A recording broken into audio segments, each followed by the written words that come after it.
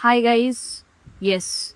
Defensive pessimism with post success rationalization. Yes, this is a psychological behavior and it is mostly found in business minded people, entrepreneurs, new owners, and even family businessmen.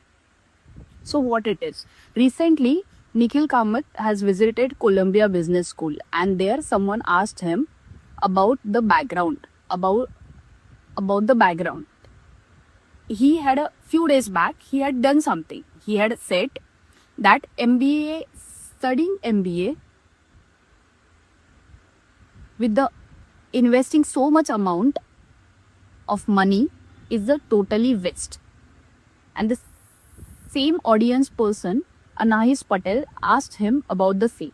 But he explained her very well. We should appreciate him for his explanation. And the explanation was now he is trying to communicate, link himself with the upcoming generations. So that's why he is a part of defensive pessimism with post success rationalization. So what it is, I'll tell you. So initially the pattern is he will make a initially bold statement, then he will explain or defend how that statement is appropriate. But in the back of the mind, he's manifesting about the positive attributes of it. Once he achieve that, that's why every time he gets something in a positive way. So once he achieve that positives, he give another angle of the story. So let's break down by one each case. So initially he made the statement that is a bold state. Person should stay in a rent house instead of buying it. How he defended it? He said that paying rent is easier than staying under enormous pressure of EMIs, family responsibilities, and that's absolutely right. Opposite move to this is in the back of the mind, he was planning. He was actually manifesting to have his own house.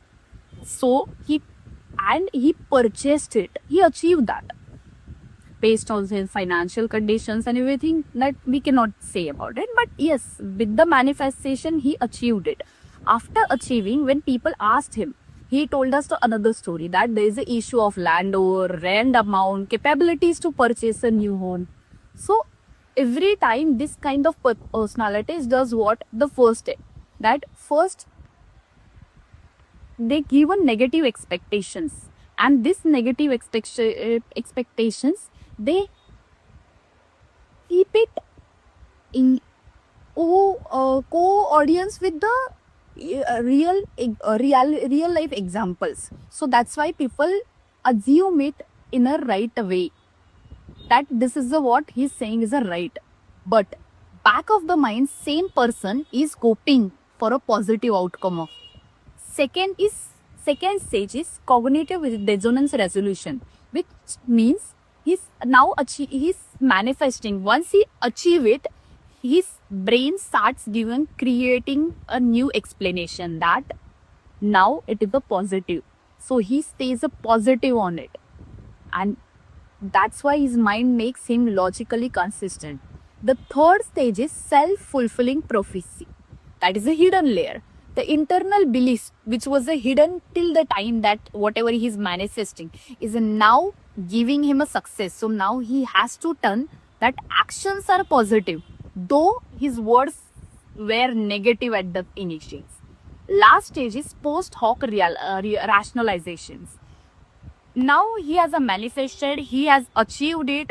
Now it's a time to explain the word that yes, this is the outcome and why it is making a sense. And that is also attributable.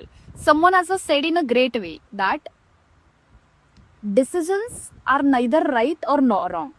Time and your actions decides whether it is a right or wrong. So he is a person of defensive pessimism with post success rationalization. आपको ये story कैसे लगी मुझे please explain me in the will. Okay, thank you.